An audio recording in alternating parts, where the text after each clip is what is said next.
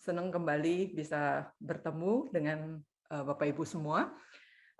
Malam ini kita akan sekali lagi bersama-sama untuk belajar firman Tuhan, kita menjelajah kitab Pengkhotbah. Tadi kita sudah menyanyikan sebuah lagu yang begitu indah. Kita mengatakan bahwa hanya Tuhan yang berhikmat. Hanya satu Tuhan yang berhikmat. Saya akan membuka malam ini dengan mengutip dari satu ayat dari Ayub 28 ayat 28. Tuhan berfirman kepada manusia, takut akan Tuhan, itulah hikmat. Dan menjauhi kejahatan, itulah akal budi.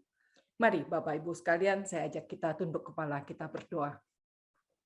Bapak di sorga, terima kasih buat malam ini kami boleh berkumpul sekali lagi. Bapa di sorga, kami tahu kami datang kepada Tuhan yang benar, satu-satunya sumber hikmat kami. Malam ini kami akan belajar Tuhan menjelajahi kitab Pengkhotbah. Tuhan tolong kami untuk mulai memikirkan pertanyaan-pertanyaan yang benar, sehingga ketika pada akhir sesi nanti kami mendapatkan jawaban yang benar. Tolong kami ya Tuhan, anak-anak Tuhan yang datang, yang mau berhenti sejenak, untuk mencari jawaban-jawaban itu. Terima kasih Bapa, sertai kami dengan Roh Kudus Tuhan, supaya setiap kami diberkati dalam sesi ini. Kami berdoa dan memohon semua ini di dalam nama Tuhan Yesus. Amin. Baik Bapak Ibu sekalian, saya malam ini, saya Angelin Gia Susilo, saya yang akan menjadi pemandu dari Bapak Ibu semua pada malam ini. Senang ya bisa menjadi pemandu. Saya senang sekali bisa mendapatkan kesempatan ini. Nah, Bapak Ibu sekalian, ini adalah peta perjalanan, penjelajahan kita ya untuk kitab Pengkhotbah pada malam ini. Jadi siap-siap ya. Nomor satu, pertama kita akan masuk pada kontroversi. Ada banyak sekali berantem di dalam kitab Pengkhotbah ini, ada banyak kontroversi di dalam kitab Pengkhotbah. Lalu kita akan tanya, kenapa kontroversi begitu banyak? Kok layak kita ikuti itu? Mestinya kita penasaran, siapa sih si pengkhotbah ini ya? Dan dari situ kita akan cari tahu, apa sih isi pengkhotbah itu? Nah, yang keempat ini spesial. Karena di dalam isi pengkhotbah itu kita akan mendapatkan yang saya selalu suka memakai istilah brutal facts ya. Jadi fakta brutal dari kitab Pengkhotbah.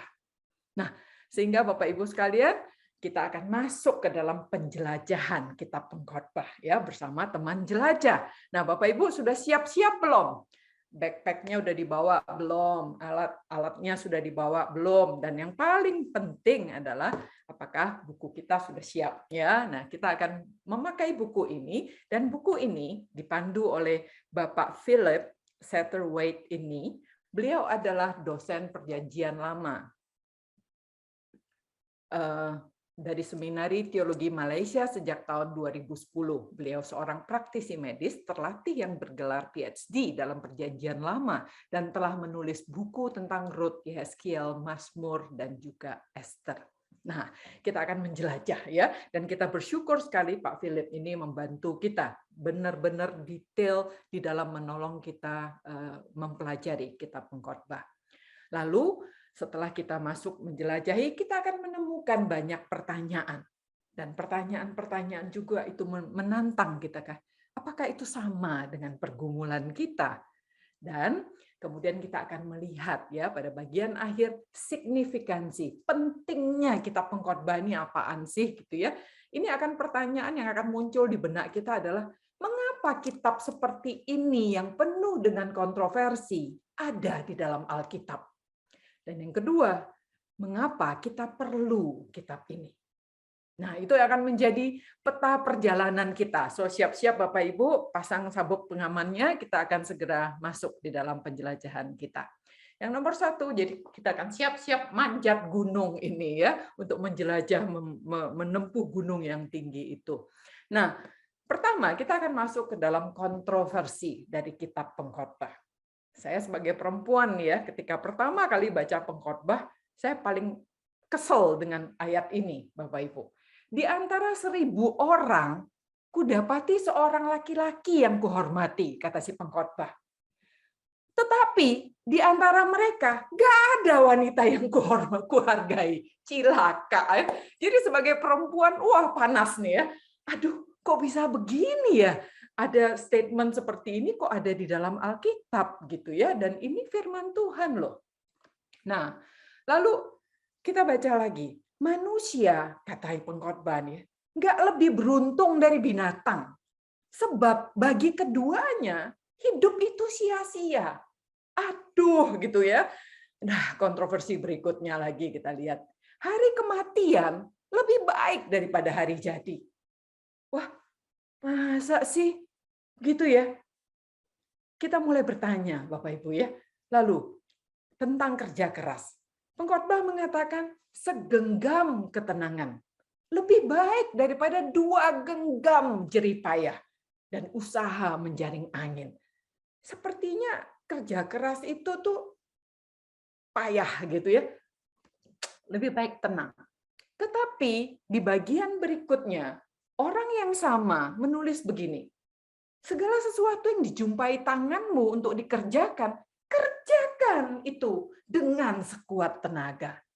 Nah loh, ini bagus banget kerja kerasnya yang dihargai gitu ya. Nah ini ditulis oleh orang yang sama, di buku yang sama. Lalu seorang buruh tidur nyenyak, walau mungkin makannya hanya sedikit. Tetapi seorang kaya nggak bisa tidur karena kekenyangan katanya. Satu lagi, saya kasihkan kontroversinya ya. Lebih baik ke rumah duka daripada ke tempat pesta. Masa sih? Masa iya ya? Sebab kita harus ingat bahwa maut menunggu setiap orang. Aduh, kok kayaknya sedih, pesimis, skeptis gitu ya. Dan Tuhan membuat kita itu sebenarnya sederhana dan biasa. Tetapi manusia sendirilah yang membuat diri kita itu jadi rumit dan berbelit-belit. Nah, saya yakin mungkin sebagian besar dari kita, iya benar-benar setuju gitu ya. Nah, ini ada satu statement yang terkenal dari pengkhotbah. Tidak ada yang lebih baik katanya bagi manusia daripada makan, minum, dan bersenang-senang dalam jerih payahnya. Kita sebagai orang percaya, sebagai orang Kristen, mungkin kita, masa iya begitu ya? Tetapi ini berulang-ulang pengkhotbah mengatakan ini di kitabnya. Dan lebih yang paling terkenal lagi ini ya, aku telah melihat segala perbuatan yang dilakukan orang di bawah matahari. Tapi lihatlah, segala sesuatu adalah kesia-siaan usaha menjaring angin. Di awal dan di akhir hidupnya, pengkhotbah mengatakan sia-sia, sia-sia. Nah, Bapak Ibu sekalian, membaca kitab pengkhotbah itu, kita tuh struggle gitu ya, kayak orang angkat beban, aduh berat banget gitu, ini aduh berat sekali kitab ini ya. Penulis yang sama, kitab yang sama, ada kalimat negatif, ada juga kalimat positif. Terkadang dia pesimis, terkadang dia optimis, terkesan skeptis, tetapi satu sisi sangat inspiratif. Sebentar putus asa, sebentar bersemangat. Kelihatannya paham nih, tapi berakhir bingung. Nah, pengkhotbah bolak-balik berputar-putar dan pergumulannya ini ketika kita membacanya dengan sungguh-sungguh, kita merasa lelah, capek banget. Ya, jadi di dalam kitab pengkhotbah ini sebenarnya semua yang pengkhotbah itu katakan kita bisa mengerti. Tetapi di dalam hati kita belum tentu semuanya kita setuju. Ada yang kita bisa setuju dengan mudah, tetapi ada banyak hal yang kita rasakan, masa sih? Masa sih semua sia-sia? Masa iya sih hidup itu sia-sia? Apakah hidup ini berharga? Apakah hidup ini berharga untuk kita hidupi? Bagi orang yang sekarang ini pelaku gaya hidup sehat, ketika kita bertanya pada mereka, apakah hidup mereka berharga untuk dihidupi? Mereka akan bilang berharga jika kita bisa sehat sampai tua. Bagi orang penggiat yoga, dia bilang apa? Oh, berharga jika kita mencapai titik keseimbangan. bagi orang yang penggila kuliner, ya, demennya makan aja. Nah, apakah hidup ini berharga? Sangat berharga jika bisa makan enak seumur hidup.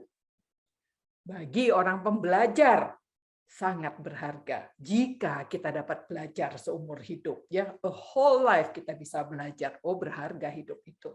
Bagi hobiis gitu ya, oh berharga jika kita bisa pelihara anjing yang banyak, tanam pohon anggrek, kita bisa melakukan hobi kita yang macam-macam. Dan bagi orang yang hedon gitu ya, sangat berharga jika selalu punya uang, kita bisa bersenang-senang. Sangat berharga hidup itu. Nah, jadi Bapak Ibu sekalian, di dalam kita membaca firman Tuhan, saya mesti mengingatkan ini ya, kita harus berhati-hati dalam mengerti pesan firman Tuhan. Yang nomor satu, jangan keluar dari konteks ya. Firman Tuhan itu tidak seperti kalau kita lagi tahun baru Imlek atau kita pergi ke Chinese restaurant dapat fortune cookies gitu ya, atau cap cip cup untuk mendapatkan kata-kata bijak. Nggak bisa seperti itu. Saya pernah mengingatkan waktu kita ditemu teman jelajah Ayub, bahwa kalau kita melihat firman Tuhan, kita jangan melihat sepotong-sepotong ya.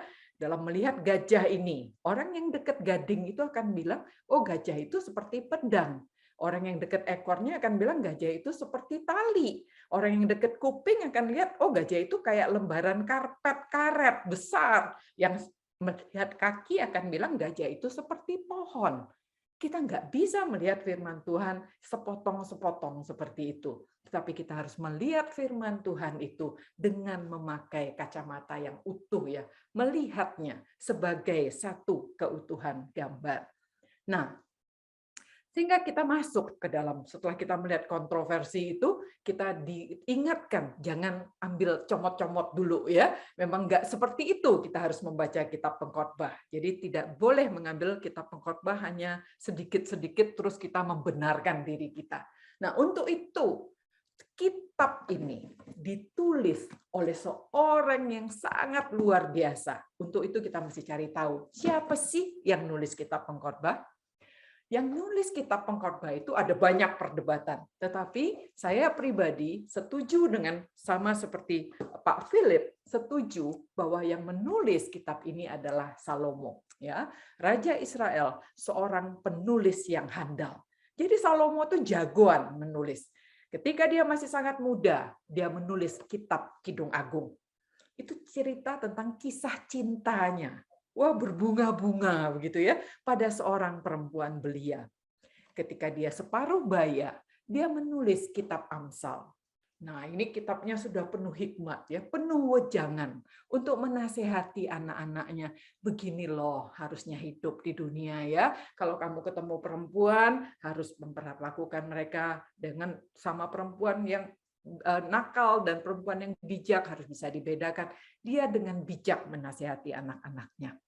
Nah, ketika dia sudah sangat tua, sudah di ujung hidupnya, sebentar lagi sudah mau meninggal dipanggil Tuhan ya, di penghujung hidupnya ini. Bayangkan itu orang yang sangat berhikmat di ujung hidupnya. Saat dia melihat kembali hidupnya dan dia terpanggil untuk menulis semua kisah hidupnya ini di dalam kitab Pengkhotbah. Jadi ini satu kitab yang luar biasa yang ditulis oleh seorang yang berhikmat dan dia menulis seluruh kisah hidupnya. Jadi penting. Nah, siapa Pengkhotbah ini? Dia adalah seorang pekerja keras. Kalau kita membaca kitab Pengkhotbah, kita tahu dia seorang pekerja keras dan dia keras tekadnya untuk mengejar keinginan hatinya.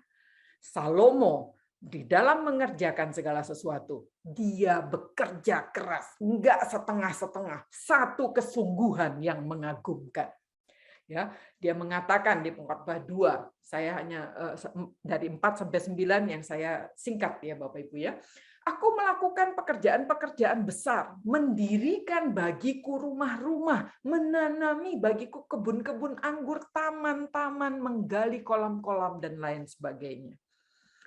Ia seolah tahu apa yang diinginkannya. Dan ia tahu bagaimana mengejar keinginan-keinginannya itu dan merasa layak mendapatkan buah kerja kerasnya. Dia mengatakan begini, aku enggak merintangi mataku dari apapun yang dikehendakinya. Dan aku tidak menahan hatiku dari sukacita apapun. Sebab hatiku bersukacita karena segala jerih payahku. Itulah buah dari segala jerih payahku. Dia merasa layak mendapatkan semuanya karena itu adalah kerja kerasnya. Dia, Salomo, juga seorang pengamat yang detail. Dia mengamati hidup itu dengan teliti tanpa prasangka. Dia berulang kali ia memakai kata, aku sudah lihat, aku melihat 19 kali itu tercatat di kitab Pengkhotbah. Dan lebih ekstrim lagi, dia mencatat, aku melihat segala, coba. Ya, dia bisa melihat seluruhnya, itu ada 6 kali yang diulang-ulang. Dia katakan, aku telah melihat segala perbuatan. Nggak ada perbuatan yang tidak pernah dilihatnya. Dia telah melihat segala perbuatan yang dilakukan orang di bawah matahari. Aku melihat segala penindasan yang terjadi di bawah matahari. Dia tahu persis segala model penindasan, dia sudah pernah lihat. Dan aku melihat bahwa segala jerih payah dan segala kecakapan dalam pekerjaan adalah iri hati seseorang terhadap yang lain. Dan dalam hidupku yang sia-sia, katanya, aku telah melihat segala hal ini. Ada orang yang saleh, yang binasa dalam kesalehannya. Ada orang fasik yang hidup lama dalam kejahatannya. Dia mengamati dengan detail. Dan dia membuat kesimpulan-kesimpulan objektif, tanpa prasangka, ya, objektif dari pengamatannya yang teliti. Salomo juga seorang Yahudi yang saleh. Nah, ini kita nggak boleh lupa ya, ayahnya Daud. Dia seorang Yahudi yang saleh. Ia percaya adanya Tuhan.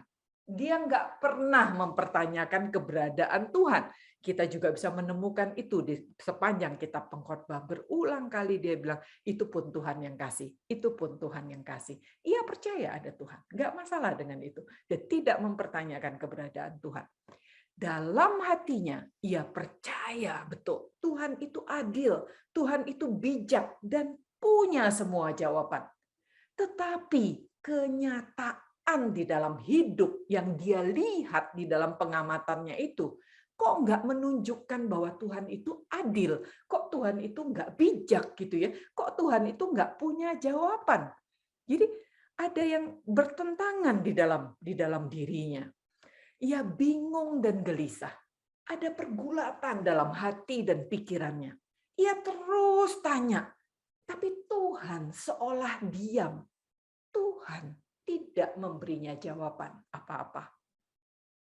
Maka ketika Tuhan diam, dia penasaran, dia tanya terus dengan semua kebesarannya. Raja nih ya, yang kaya raya dan berhikmat itu ya, dalam kebesarannya dan dalam hikmatnya yang diakui banyak orang di zamannya itu, ia berusaha mencari sendiri jawabannya, tapi tidak berhasil.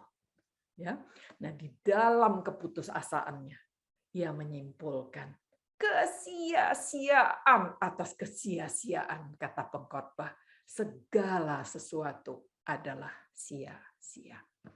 Pada akhir hidupnya, ketika kita loncat ke belakang kitab Pengkhotbah ya, akhirnya Pengkhotbah itu menyerah ya pada nuraninya, dan nuraninya itu membimbing dia untuk memberi jawaban.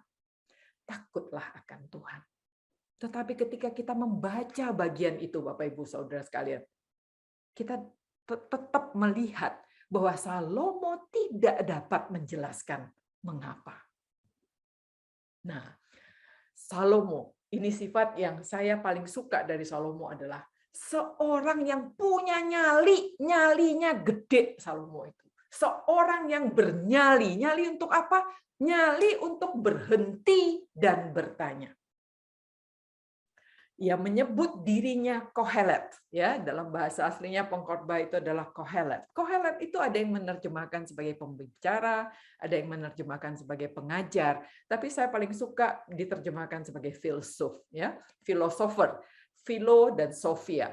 Philo itu adalah orang yang suka, ya, Sophia itu adalah wisdom, hikmat, orang yang suka mencari jawaban, orang yang suka mencari hikmat, filosofer, Kohelet. Nah, sehingga dia berbeda dengan dunia. Si Salomo ini, si Kohelet ini berbeda dengan dunia. Dunia, Bapak Ibu Saudara sekalian, sadar nggak? Sering sekali mengajari kita nih, dari kita kecil, di orang tua kita masuk SD, TK, SD, dan seterusnya di sekolahan gitu ya. Dunia ini sampai kita kerja, mengajari kita untuk terus bertanya bagaimana. Tapi tidak pernah ngajarin kita nanya mengapa. Bagaimana menjadi lebih kaya, lebih pintar, lebih hebat, lebih cakep. Ya, pertanyaan-pertanyaan tuh yang mengentertain keserakahan kedagingan kita. Bagaimana menjadi lebih bahagia? Bagaimana untuk menang? Bagaimana untuk menjadi nomor satu? Bagaimana ini semboyannya Olimpiade ya, menjadi lebih cepat, lebih tinggi, lebih kuat. Itu yang diajari dunia kita. Dunia dapat menjawab semua pertanyaan bagaimana. Ya, bagaimana cari kursusnya ini? Bagaimana masuk sekolah ini? Bagaimana baca buku itu? Semua ilmu pengetahuan mengajari kita untuk menjawab bagaimana. Dunia menjawab semua bagaimana, tetapi dunia tidak mampu menjawab mengapa. Nah, itu yang Salomo penasaran ya. Karena Salomo dia sudah menjawab semua pertanyaan bagaimana. Kurang apa dia? Ya, dia berpendidikan, dia kaya raya, dia berkuasa, dia populer dan dia bisa menikmati hidupnya. Dia sudah menjawab semua bagaimana.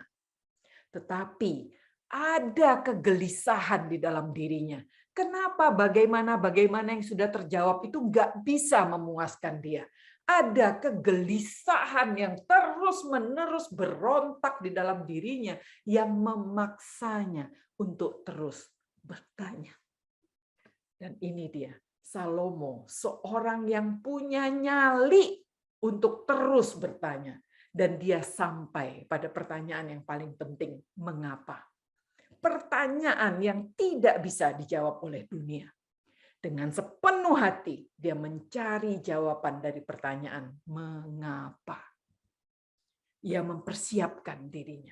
Dia berhenti agar dapat berpikir jernih. Dia mengamati kehidupan ini dengan teliti. Ia gunakan seluruh pikirannya dan hikmatnya untuk mencari jawaban. Mengapa? Ini adalah pertanyaan-pertanyaan paling penting dalam kehidupan ini. Itu yang kita pelajari, siapa Salomo, siapa pengkhotbah. Mari kita masuk sekarang ke agenda kita yang ketiga, isi dari kitab pengkhotbah. Nah, ini agak unik Bapak Ibu. Ya, kalau kita mulai dari pasal 1 ayat 12, itu adalah mulainya autobiografi ya, sebuah biografi yang ditulis sendiri. Si pengkhotbah memakai kata aku ya. Jadi si aku ini ya mulai menulis sendiri. Dia menulis pengamatannya, perenungannya yang insightful. Diingat Bapak Ibu, dia itu orang yang paling berhikmat yang ditulis pada akhir hidupnya. Nggak ada lagi hikmat yang lebih hebat daripada itu ya. Hikmat dari orang yang paling berhikmat di akhir hidupnya. Pengakuan-pengakuannya itu jujur. Ya, apa yang dia tulis itu Bapak Ibu adalah pengakuan-pengakuan jujur yang ditulis apa adanya. Di sini kita harus salut sama Salomo. Ini adalah orang yang rendah hati di akhir hidupnya. Dia berani loh mengakui segala sesuatu yang membingungkan dan kegagalannya. Dia menuliskan dengan jujur pergumulannya, perdebatan yang ada di dalam benaknya itu ditulisin sama dia. Makanya ketika kita baca kita bingung ya, karena perdebatannya ditulis di dalam buku ini. Kebingungannya, ketidakmengertiannya, dan pertanyaan-pertanyaannya yang tidak terjawab itu dia tulis semuanya, nggak ada malu-malu, ya, dengan jujur dan apa adanya. Kekesalannya, kekecewaannya, putus asa, dan fakta-fakta brutal. Dia tahu ini mestinya nggak begitu gitu, tetapi kenyataannya kok begitu. Nah, dia tulis semuanya, ya, termasuk kegagalannya. Misinya menulis kitab Pengkhotbah adalah mendapatkan jawaban. Sampai akhir buku ini, dia tidak mendapatkan jawaban dari pertanyaan mengapanya. Ya, dan ditulis sama dia. Sehingga ketika kita melihat kitab Pengkhotbah ini Bapak Ibu, kita seperti melihat lukisan yang abstrak. Ya, kalau Bapak Ibu lihat lukisan ini, saya tanya, itu benda apa?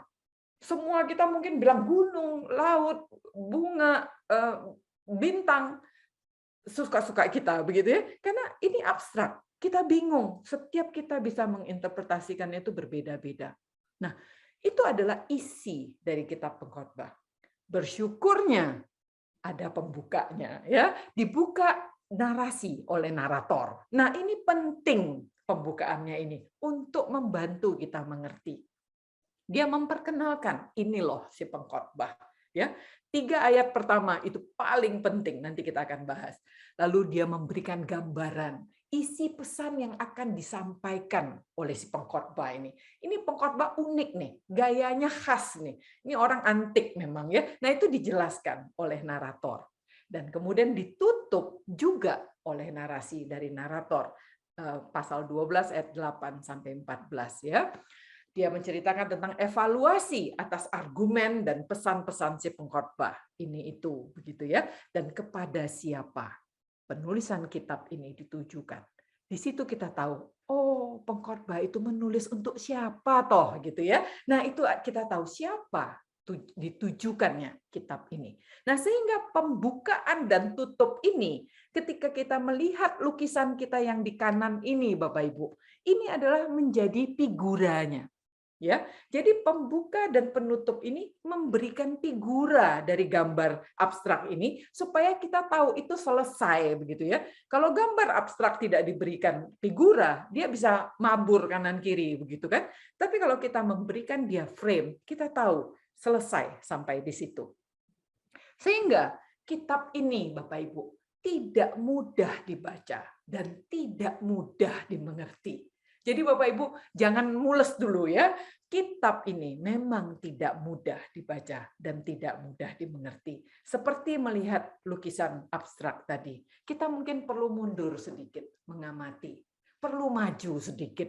Perlu melihat pojok kiri atas dulu, pojok kanan bawah, dan mengamati dengan lebih detail. Dan kalau kita masih bingung, ya memang kitab ini tidak mudah dibaca dan tidak mudah dimengerti. Tetapi tetap ada clue-nya ya Bapak Ibu ya. Nah, mari kita. Jadi bahkan kalau kita lihat Salomo sendiri, dari seluruh kitab ini, Salomo itu membuat hipotesa ya. Dia bilang begini, bahwa hidup itu seperti menyusun teka-teki gambar yang rumit. Bapak Ibu tahu ya main puzzle ini ya. Sulit ini, ada 1000 piece, wah berantakan begitu. Tetapi bisa nggak dikerjakan? Bisa. Tapi sulit, kan gitu ya. Nah, pertanyaannya, ini adalah hipotesa Salomo mula-mula. Ketika dia menjalani hidup itu, mulai mengamatinya dan mulai menulisnya, dia berubah pikiran. Setelah diamat-amati dengan detail, dia berubah. Karena dia menemukan fakta brutal. Apa fakta brutalnya Bapak Ibu? Hidup itu adalah seperti teka-teki tanpa gambar rupanya. Jadi bukan teka-teki rumit ada gambar, nggak ada gambarnya gitu ya. Dan lebih cilakanya lagi kalau kita lihat ini 1000 pieces dari gambar ini, lebih ekstrimnya lagi, gambarnya, piecesnya nggak lengkap. Jadi bisa diselesaikan nggak? Impossible. Ya, jadi itu kesimpulannya. Itu fakta brutal yang ketika dia lihat hidup ini, mau tidak mau, dia mesti menyimpulkan begini. Gak bisa diselesaikan, gak lengkap, gak ada gambarnya. Ya, dia putus asa. Sehingga mari kita menjelajah kitab pengkhotbah ini, Bapak Ibu. Di sini kita memerlukan bantuan. Dan puji Tuhan kita punya teman jelajah ya, dan kita akan bersama-sama menjelajah kitab pengkhotbah ini dan mengejar hikmat itu. Mari kita masuk dalam penjelajahan kitab pengkhotbah. Inilah perkataan pengkhotbah anak Daud, raja di Yerusalem. Kesia-siaan belaka, kata pengkhotbah, kesia-siaan belaka. Segala sesuatu adalah sia-sia.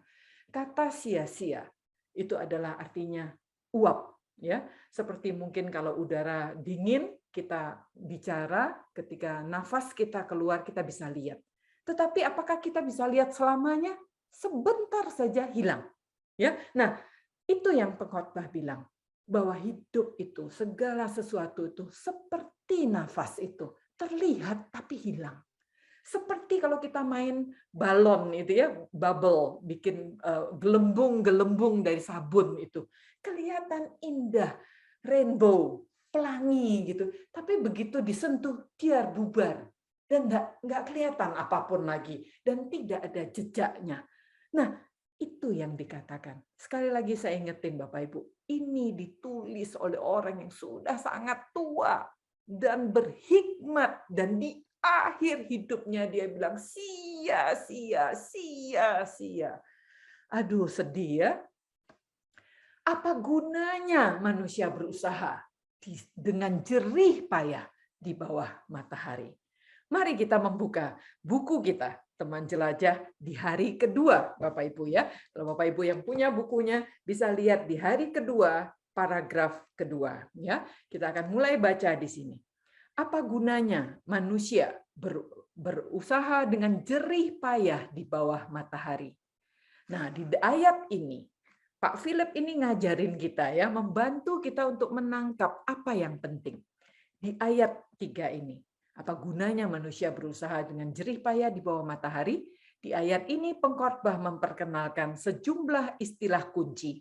Ada manusia, ada guna, ada berusaha, ada jerih payah, dan ada di bawah matahari. Ya, fokusnya diarahkan kepada apa yang terjadi di sekelilingnya. Lihat apa yang ada di muka bumi. Demikian ia menantang kita. Lihat apa yang dikerjakan manusia sepanjang hidup mereka. Apakah gunanya semua kegiatan itu? Apakah hasil dari semua itu? Ya. Nah, jadi ketika kita membaca buku ini, Bapak Ibu, saya sangat menghargai apa yang ditulis Pak Philip ini ya. Dia berusaha meng-highlight kata-kata yang penting. Kadang-kadang kalau kita baca Alkitab, apalagi Bapak Ibu ya, di tengah kesibukan kita pasti bacanya sekilas. Nah, saya sangat berharap buku Teman Jelajah ini harus kita dalami dengan menolong kita mendalami Alkitab kalau kita serius untuk berhenti dan membaca dengan baik ya. Jadi buku ini sisihkan waktu setengah jam sehari dan sungguh-sungguh buku ini akan sangat menolong kita. Ayat 4, keturunan yang satu pergi, keturunan yang lain datang, dan bumi tetap ada. Matahari terbit, matahari terbenam, lalu buru-buru menuju tempat ia terbit kembali.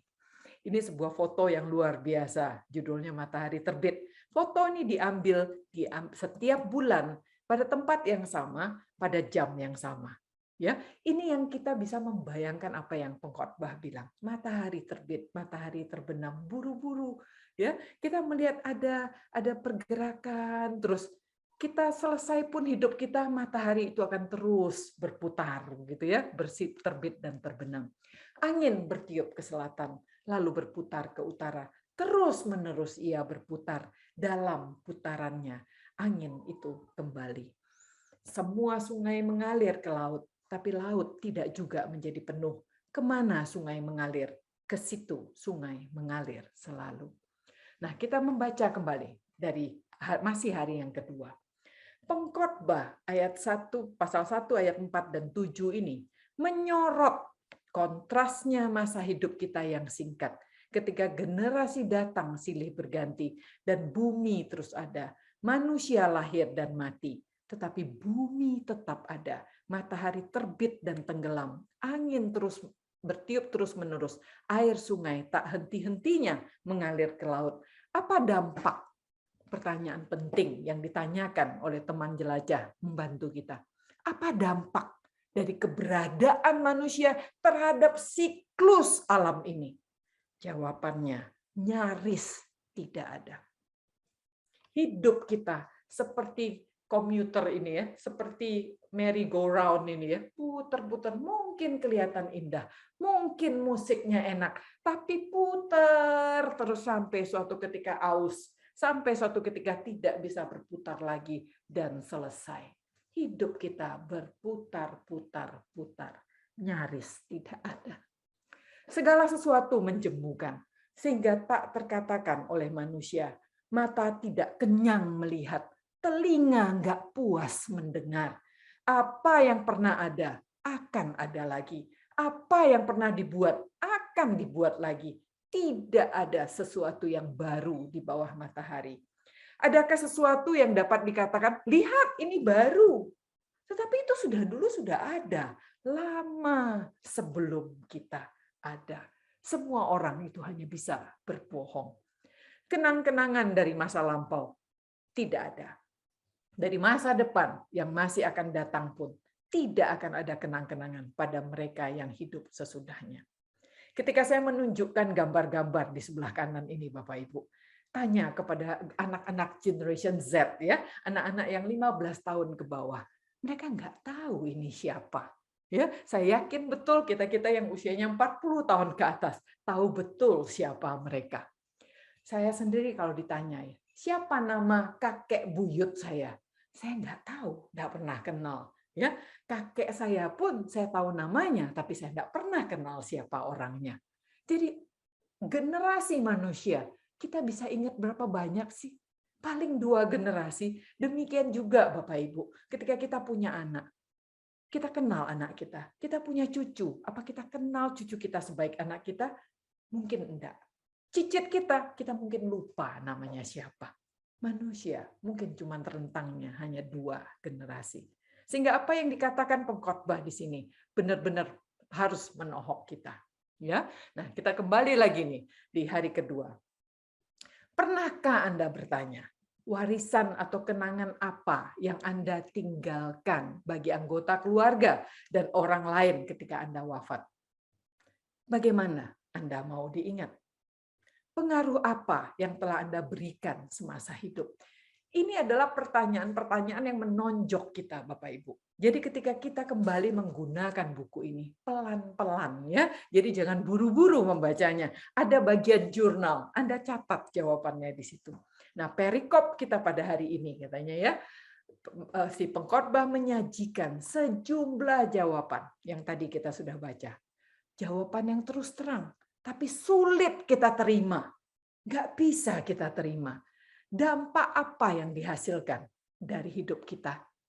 Pengkhotbah bilang, nggak banyak.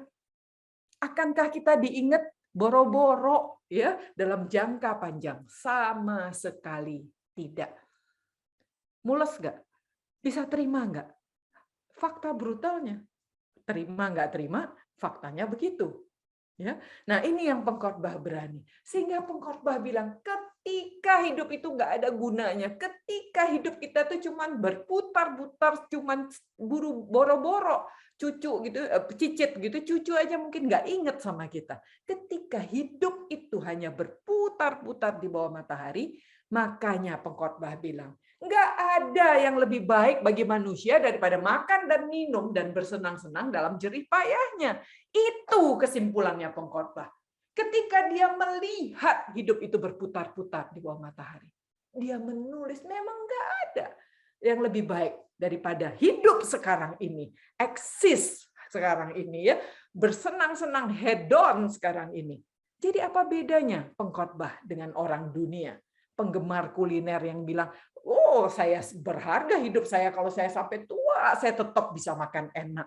Yang orang yang hedon, yang bilang kalau punya duit banyak kita bisa bersenang-senang, ya, dan harta kita 7 turunan dah habis-habis itu nggak apa-apa, pokoknya kita senang. Apa bedanya Salomo dengan orang-orang sama seperti kita? Ini adalah pertanyaan kita juga, bukan? Nah, kita masuk ke bagian yang berikutnya ya. Apakah pertanyaan pengkhotbah itu juga pergumulan bagi kita? Bapak Ibu Saudara sekalian, kita adalah penjelajah kitab pengkhotbah. Apakah penjelajah kita sudah sampai seperti Salomo bertanya, dan itu juga sesuatu yang kita gumulkan. Hidup itu enggak pasti, kata ya. Jadi enggak ada yang pasti di dalam kehidupan ini. Ketika kita melihat hidup kita, Bapak Ibu, kita semuanya khawatir. Tanya tentang pekerjaan, aduh nggak pasti, belum tentu pekerjaan kita bisa awet. Ya, tanya tentang pergaulan, belum tentu dapat jodoh, belum tentu punya relasi yang baik dengan pasangan, belum tentu. Semua tidak ada yang pasti. Tanya tentang gaya hidup kita, ya sekarang bisa sederhana sih, tapi nanti nggak tahu loh ya. Atau sekarang bisa hidup berkecukupan, tapi nanti nggak tahu loh ya. Kalau kita tanya tentang kesehatan, sekarang sih sehat, tapi entar kita nggak tahu bagaimana dengan pensiun, bagaimana dengan orang tua kita, kapan kita bisa sama-sama, kapan nggak ada, bagaimana masa depan kita, bagaimana rumah kita aja kita nggak tahu. Jadi ketika kita hidup ini, kita menyadari, aduh, kok seluruh dalam hidup kita ini kok nggak pasti. Nggak ada yang bisa kita pegang, nggak ada sesuatu yang pasti. Nah, begitu kita memikirkan ketidakpastian itu, kecenderungan kita, dan ini yang dimanfaatkan iblis untuk manusia yang jatuh di dalam dosa, kecenderungan kita ketika kita khawatir, ketika kita merasa gamang dan tidak ada yang pasti, kita berhenti berpikir.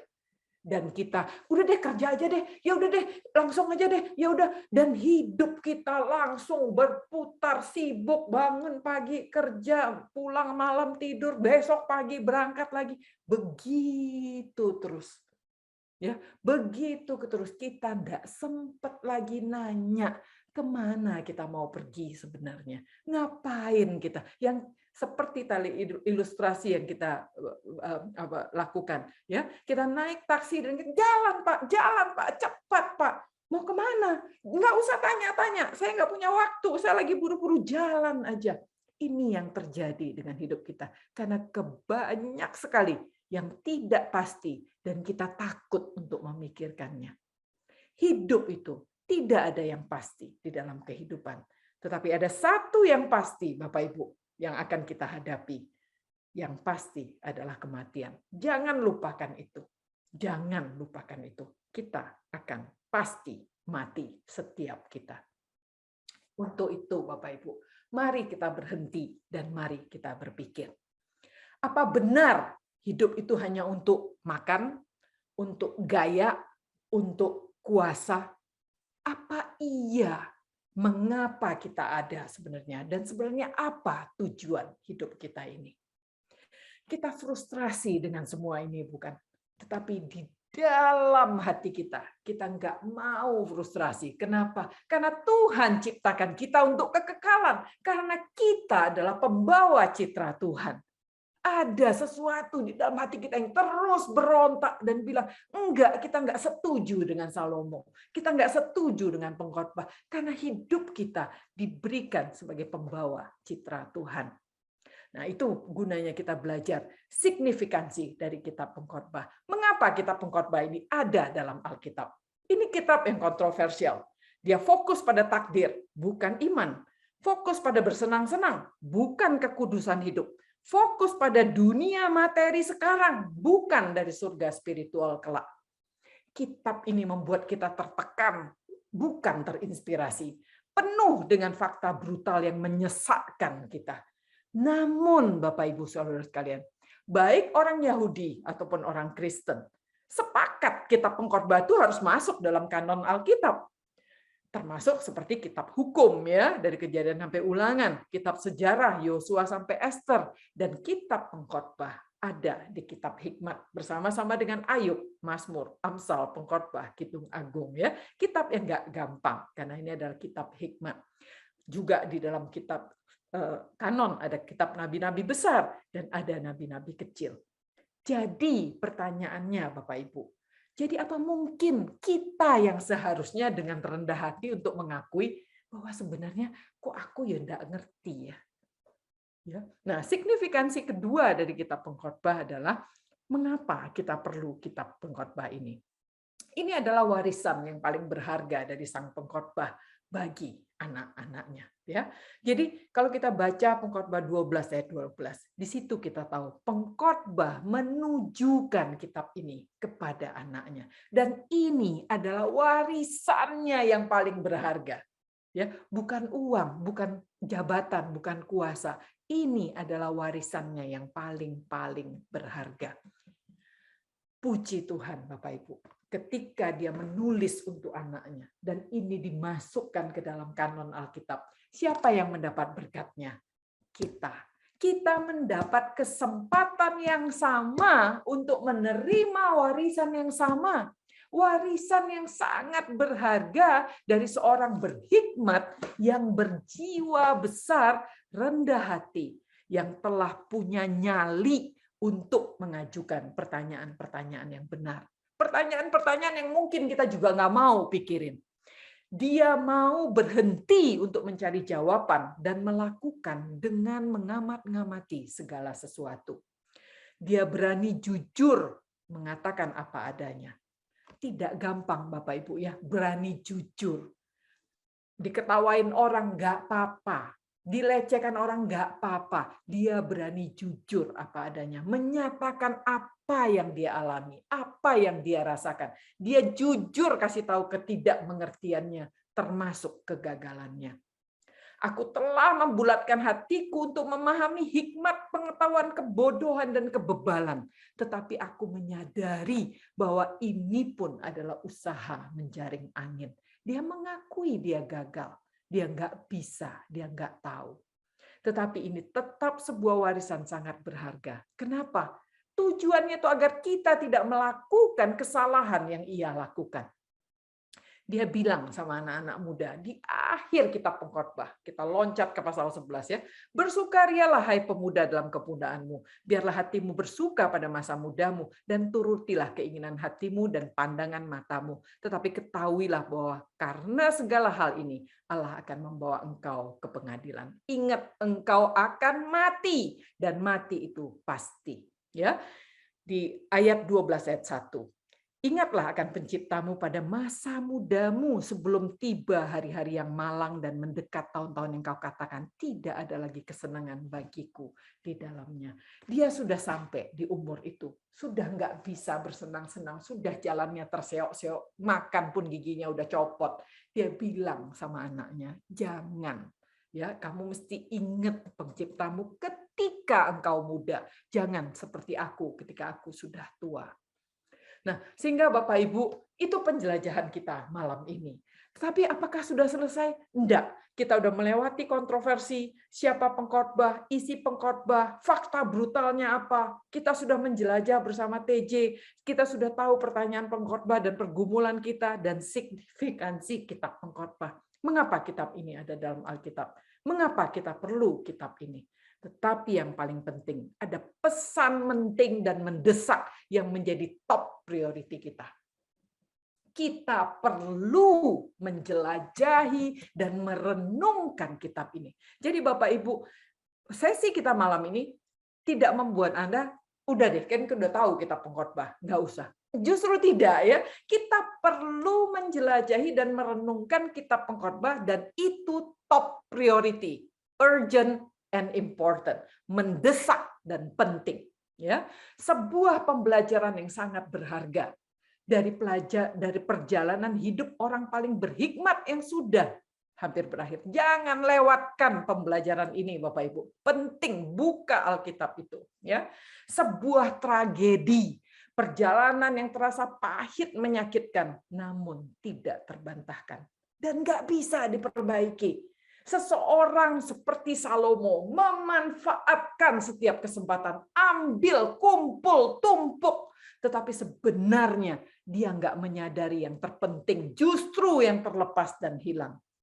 Seseorang yang sibuk mengejar jawaban dengan memuaskan keinginan hatinya, namun dia nggak ngerti jawaban apa yang sebenarnya dicarinya. Seseorang yang diakui berhikmat, kaya, berkuasa, populer, tetapi hanya berakhir di dalam kesia-siaan.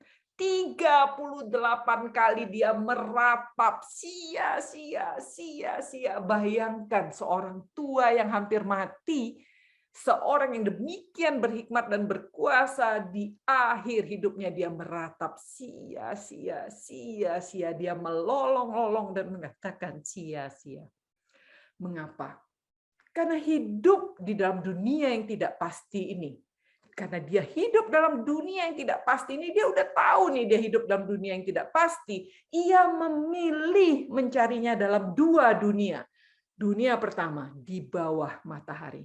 28 kali kata di bawah matahari itu muncul. Dia mengandalkan apa yang dia bisa lihat di bawah matahari. Segala sesuatu yang fana dan sebentar berakhir ini. Yang kedua, dia hidup dalam dunianya. Dunia aku dan selama aku hidup. Berkali-kali dia mengatakan, dia mengandalkan dirinya selama masih hidup, masa hidupnya, selagi ia bisa bernafas. Kitab Pengkhotbah itu adalah peringatan buat kita, Bapak Ibu. Ini adalah tragedi ketika kita membela raga kita, tubuh kita, harta kita, kuasa dan rasa kita. Hidup itu akan berakhir sia-sia. Ingat kata Tuhan Yesus kepada murid-muridnya. Apa gunanya seorang memperoleh seluruh dunia tapi kehilangan nyawanya? Dan apakah yang dapat diberikannya sebagai ganti nyawanya? Tuhan Yesus itu adalah jawaban yang pasti. Di dalam kehidupan yang tidak pasti ini. Tidak ada yang pasti dalam kehidupan kita. Tuhan Yesus jawaban yang pasti. Tuhan Yesus memanggil kita untuk hidup dalam dunia yang berbeda. Dunia di atas matahari. Hidup berpengharapan tidak pada apa yang kelihatan di bawah matahari, tapi pada dirinya. Kata Yesus kepada murid-muridnya, "Akulah jalan dan kebenaran dan hidup. Tidak ada seorang pun yang datang kepada Bapa kalau tidak melalui aku." Tuhan Yesus mengajak kita untuk hidup tidak lagi dibatasi oleh nafas di dalam tubuh yang fana ini, tetapi hidup punya pengharapan pada kekekalan yang nggak bisa disentuh oleh kematian. Tuhan Yesus bilang, inilah hidup yang kekal itu. Ini definisi dari hidup yang kekal itu. Kalau kita mau hidup yang kekal, baca Yohanes 17 ayat 3 baik-baik. Inilah hidup yang kekal itu, yaitu bahwa mereka mengenal Bapa satu-satunya Allah yang benar dan mengenal Yesus Kristus yang telah Bapa utus. Ketika kita bertemu dengan Tuhan Yesus, hidup kita di dunia ini sekarang menjadi masuk akal, menjadi berpengharapan, menjadi layak untuk dihidupi. Mengapa? Karena sekarang ini kita mempunyai jaminan pasti. Kita tahu tujuan hidup yang pasti. Kita tahu kita ini sedang jalan menuju kemana. Ini jalan lurus, nggak berputar-putar. Ya, kepada siapa kita sedang menuju? Kita tahu peran hidup yang pasti. Semua hal yang kita kerjakan, semua hal yang kita pikirkan sekarang, esok, dan masa depan, semuanya punya tujuan yang kekal. Dan kita tahu kita punya penolong yang pasti. Kita tidak ditinggal sendiri, Bapak Ibu. Hidup kita ini menjadi pasti karena kita tahu dengan siapa kita sedang berjalan. Tuhan Yesus yang pegang kendali hidup kita. Tidak ada yang tidak pasti di dalam Tuhan Yesus. Nah, sehingga kalau kita balik lagi ke buku kita ini di hari kedua. Ini buku bagus sekali, Bapak Ibu. Paulus berbicara tentang pekerjaan dan jerih payah yang dilakukan orang Kristen karena mengetahui bahwa semuanya itu tidak sia-sia. Kita tahu bahwa hidup kita ini enggak sia-sia. Mari kita baca 1 Korintus 15:58. Karena itu, saudara-saudaraku yang kekasih, berdirilah teguh, jangan goyah, dan giatlah selalu dalam pekerjaan Tuhan. Sebab kamu tahu bahwa dalam persekutuan dengan Tuhan, jerih payahmu tidak sia-sia. Kerjaan kita tidak sia-sia.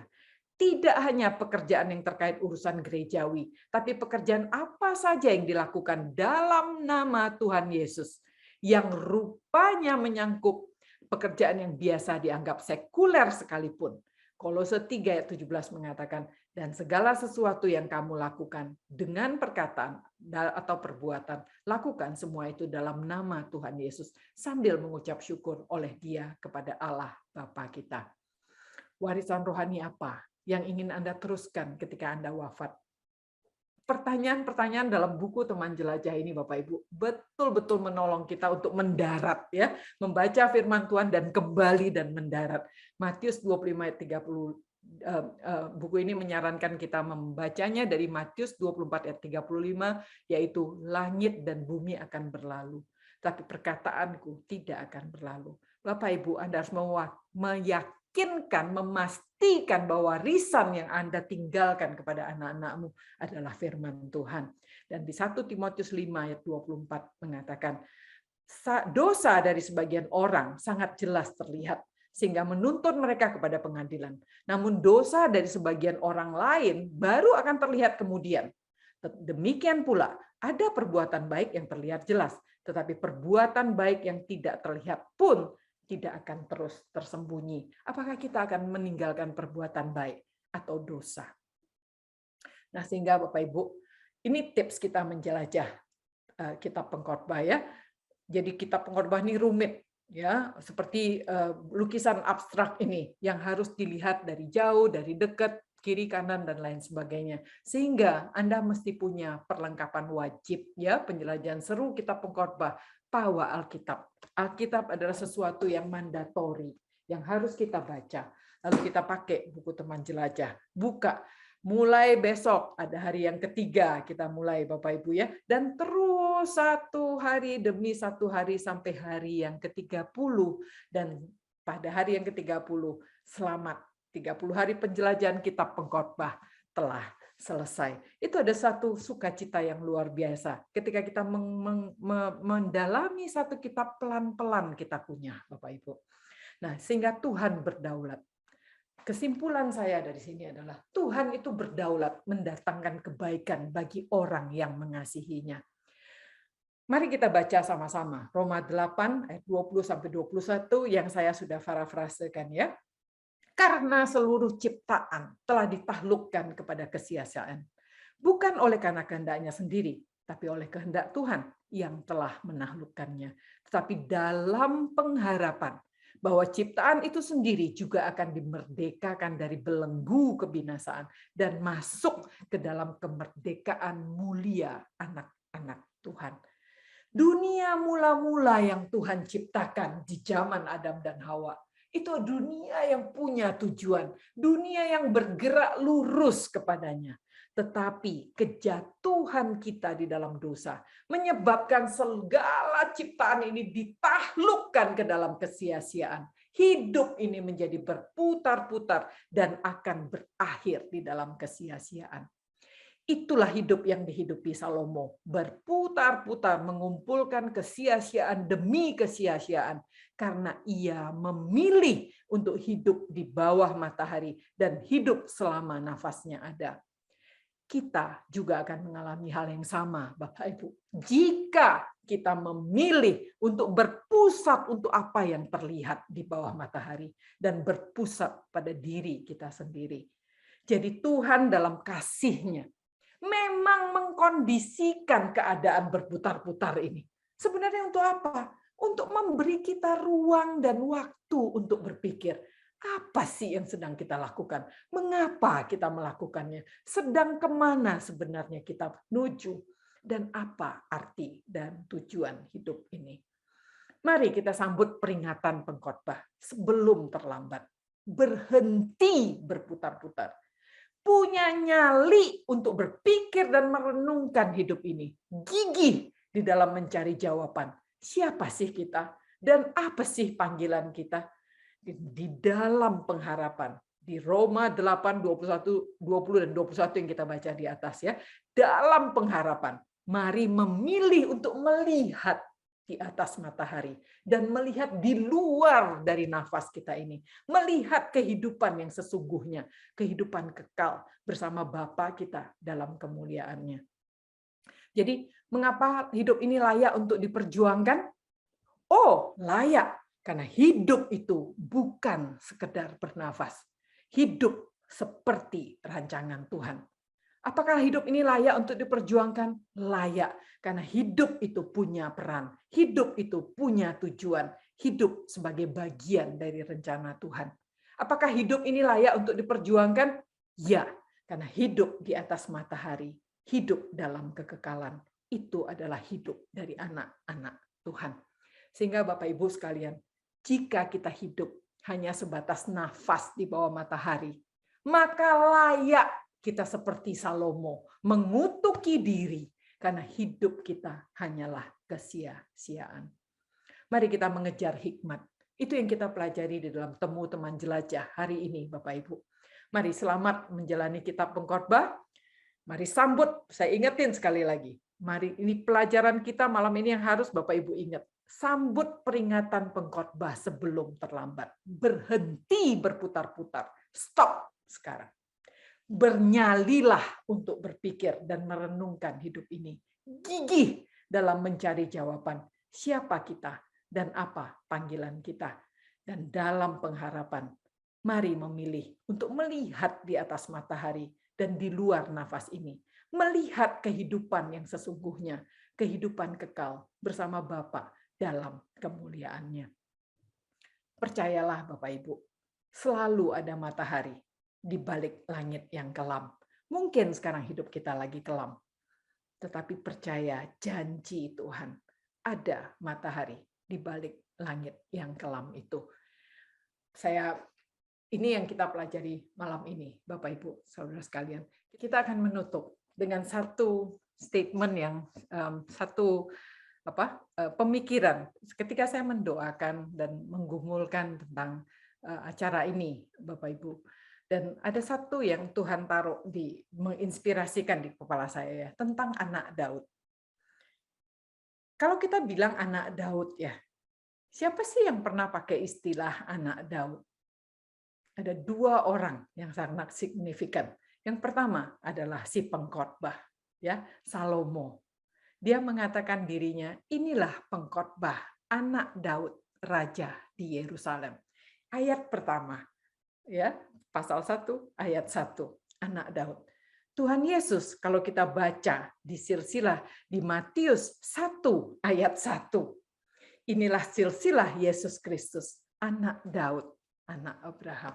Ya, saya juga takjub dengan inspirasi ini, terus terang Bapak Ibu, karena saya juga pikir wow gitu cara Tuhan memimpin luar biasa ya. Jadi anak Daud itu dipakai oleh Salomo, tetapi Tuhan Yesus juga memakainya. Nah, di ayat 2, ayat 1 Salomo bilang, aku anak Daud. Ayat 2 dia langsung bilang, kesia-siaan belaka. Kata pengkhotbah, kesia-siaan belaka. Segala sesuatu adalah sia-sia. 3 kali dia menyebutkan kata sia-sia. Baru di ayat 2. Tetapi apa yang Tuhan Yesus katakan? Ya, apa yang Tuhan Yesus itu disebut apa? Bukan Tuhan Yesus katakan, tapi Tuhan Yesus itu disebut apa di Matius. Ketika silsilahnya selesai, ada kisah ini, ya, masih di Matius 1 ayat 21 dan 23, namanya Yesus, karena dialah yang akan menyelamatkan umatnya dari dosa mereka. Itu perkataan yang datang dari seorang malaikat, semalaikat, karena malaikat bukan orang ya. Jadi satu malaikat, ya, malaikat membawa pesan dari Bapa, nggak mungkin salah pesannya. Dan dikatakan kasih nama anak itu Yesus, karena tugas utamanya dia akan menyelamatkan umatnya dari dosa, bukan dari kemiskinan, bukan dari kebodohan, bukan dari segala macam urusan organisasi sosial, tetapi yang dikatakan di sini Tuhan Yesus itu menyelamatkan umatnya dari dosa. Ya, jadi kalau kita hidup mungkin tidak kaya, biasa-biasa saja. Pertanyaannya apakah engkau hidup masih di dalam dosa? Itu yang akan bikin kita mati. Itu yang harus kita jaga dari sekarang ya. Karena Tuhan Yesus datang, ketika kita terima Tuhan Yesus, harusnya kita berani untuk mengatakan, aku mau hidup kudus Tuhan. Aku tidak mau berdosa lagi. Karena Tuhan Yesus menyelamatkan kita dari dosa. Nah, lalu ia disebut Immanuel, yang berarti Allah menyertai kita. Jadi jangan takut. Mungkin kita masih terseok-seok dan masih berdosa terus, ya. Tetapi kalau kita sungguh bertekad hancurkan dosa itu, Tuhan menyertai kita. Jangan mengulangi dosa yang sama. Itu dosa yang disengaja namanya. Dan tidak ada pengampunan untuk dosa yang disengaja, ya. Hanya dosa yang tidak disengaja yang Tuhan ampuni. Dan Tuhan bilang, terus maju, terus maju. Tuhan menyertai kita. Nah, kita balik ke pengkhotbah, kita lihat di ayat terakhirnya, ya, di 12 ayat 8, bagian terakhir sebelum narator, ya. Ingat ini perkataan pengkhotbah sendiri, dia menutup juga masih dengan sia-sia. Dia katakan kesia-siaan atas kesia-siaan. Kata pengkhotbah, segala sesuatu adalah sia-sia. Kembali 3 kali kesia-siaan. Mulai dari awal anak Daud, sia-sia ditutup dengan sia-sia. Mari kita lihat Tuhan Yesus. Di Matius 28, Tuhan Yesus bilang apa? Kepadaku telah diberikan segala kuasa di sorga dan di bumi. Karena itu pergilah, jadikan semua bangsa muridku, dan baptislah mereka dalam nama Bapa dan Anak dan Roh Kudus, dan ajar mereka melakukan segala sesuatu yang telah kuperintahkan kepadamu, dan ketahuilah aku menyertai kamu senantiasa sampai kepada akhir zaman. Ini adalah perkataan dari seseorang yang berotoritas, yang tahu dirinya adalah jaminan keselamatan itu. Tuhan Yesus mengatakan itu. Dia tidak bergantung pada manusia. Dia bergantung kepada dirinya yang adalah anak Tuhan, ya, dan dia bergantung pada Bapaknya yang mengutus dia. Ketika dia bicara seperti ini, dia tahu otoritas Bapa sudah ada di atas dia. Dan dia bilang, kepadaku telah diberikan segala kuasa di sorga dan di bumi. Dan dia utus kita, jadikan semua bangsa muridku. Baptis dalam nama Bapa, Anak, dan Roh Kudus. Dan dia bilang, ajar mereka. Jadi Bapak, Ibu, Saudara sekalian, temu teman jelajah ini harus menjadi pemikiran dan doa kita. Kalau Bapak Ibu terinspirasi, saya sangat menganjurkan Anda harus mulai di kota Anda. Anda harus mulai di kelompok Anda, di gereja Anda. Ajarkan firman Tuhan itu, ya. Karena firman Tuhan itu indah, menyenangkan, seru, dan menginspirasi kita semua. Ajar dan harus dilakukan, ya, segala sesuatu yang telah kuperintahkan kepadamu, dan ketahuilah Tuhan menyertai kita senantiasa sampai akhir zaman. Sehingga Salomo berakhir dengan seperti ini. Dia cuma bisa menyesali hidupnya di akhir hidupnya yang sudah tua itu. Dia menaruh debu di atas kepalanya, memakai pakaian kabung, dan mengatakan sia-sia, sia-sia. Sementara Tuhan Yesus, pasal kita itu sudah terbentuk dengan sempurna. Dan Tuhan Yesus bilang, mari datang kepadaku, orang yang letih lusuh dan berbeban berat. Aku akan memberikan kamu kuk yang enak, ya, karena aku lemah lembut dan rendah hati. Kukku enak dan bebanku ringan. Mari kita ikut Tuhan Yesus. Saya tutup dengan, ketika kita tahu bahwa Tuhan Yesus itu adalah jaminan yang pasti, blessed assurance, yang kita harus klaim, Bapak Ibu, dan pastikan malam ini, apakah engkau sudah memiliki Yesus itu betul-betul menjadi Tuhan dan Raja dalam hidupmu? Apakah Tuhan Yesus itu sudah menjadi milikmu? Kalau itu sudah kita miliki, nggak ada yang kita perlu takutkan dalam hidup ini. Kita bisa berjalan dengan kepala tegak, dan berjalan, kita tahu kita punya tujuan. Kita tahu apa yang kita kerjakan sekarang, itu Tuhan reken untuk nanti di masa depan kita. Engkau hambaku, aku telah memilih engkau dan tidak menolak engkau. Jangan takut, sebab aku menyertai engkau. Janganlah bimbang, sebab aku ini Tuhanmu. Aku akan meneguhkan, bahkan akan menolong engkau. Aku akan memegang engkau dengan tangan kananku yang membawa kemenangan. Mari Bapak Ibu sekalian, kita tunduk kepala. Kita mau masuk di dalam doa. Bapa di sorga, kami mengucap syukur untuk kami boleh belajar dari pengkhotbah, satu kitab yang ada di Alkitab kami. Sekarang kami mengerti, Tuhan, bahwa kitab ini sebuah peringatan buat kami, peringatan keras, agar kami berhenti berputar-putar, agar kami mau melihat di atas matahari, mengarahkan mata kami kepada Tuhan, dan melihat di atas matahari dan di luar nafas kami. Bapa di sorga, terima kasih sehingga kami mulai tahu pertanyaan itu.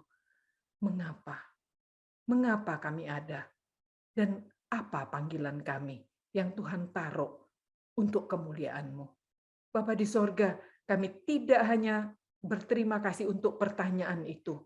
Kami juga berterima kasih untuk jawaban. Tuhan Yesus adalah jawaban yang pasti di dalam hidup kami. Kami mau klaim itu Tuhan, dan kami mau pegang terus baik-baik iman percaya kami kepada Tuhan Yesus. Kami mau pelihara itu seumur hidup kami. Tidak akan kami lepaskan. Kami tidak akan murtad. Kami akan pegang terus Tuhan Yesus sampai kami nanti bertemu muka dengan Tuhan Yesus. Kami tidak akan menyangkalnya. Kami akan terus setia. Kami belajar Tuhan untuk hidup di atas matahari dan hidup di luar hidup kami. Dan kami mau berpegang dengan janji Tuhan. Engkau menyertai kami dan Engkau tidak meninggalkan kami. Tolong kami terus ya Tuhan, sertai kami di dalam hidup kami yang naik turun. Mungkin sebagian dari kami hidupnya langitnya gelap. Mungkin kami tidak bisa melihat apa, jangankan jauh-jauh, esok hari kami tidak tahu. Tetapi kami tahu Tuhan, tangan Tuhan beserta dengan kami. Kasih Tuhan menyertai kami, dan Engkau sekali lagi, kami diyakinkan tidak akan meninggalkan kami. Terima kasih Bapa di sorga, terima kasih. Segala puji, hormat, dan syukur sembah kami naikkan di dalam nama Tuhan Yesus. Amin. Sampai jumpa Bapak Ibu sekalian, kita sudah menikmati sesi hari ini. Saya Angelin Chia Susilo, saya pemandu Anda, saya undur diri. Bye, sampai ketemu di 1 Tesalonika di bulan Januari nanti. Shalom.